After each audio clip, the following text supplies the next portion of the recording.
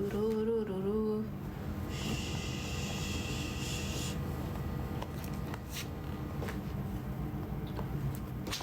ፊቷን እኮ ማናሳየው ማለት ነው ሌላ ነገር ብለን ሳይሆን አሁን ነገ ከኔ ጋራ ስትጣሉ ልጄን እንዳዘቀዝቁብኝ ነው ደካማ ጎናችን ልጃችን ነው ሰው ደግሞ ሲፈልግ ይወደናል ሲፈልግ ይጠላናል ስለዚህ ውዴ ለዚህ ነው ማናሳየው እንጂ እኮ ልጅ ብናሳይ ችግር የለም ነው ፕሮብሌም ፈጣሪ ነው የሰጠኝ ለምንድን ነው የምደብቀው ግን እናንተ ፕሮብሌም ነው ቲክቶክ ላይ ያለው ሰው አንዳንድ ሰው ፕሮብሌም ነው ነገ ትዘቀዝቃላችሁ ልጅ ነው ብላችሁ አታስቡ ምናምን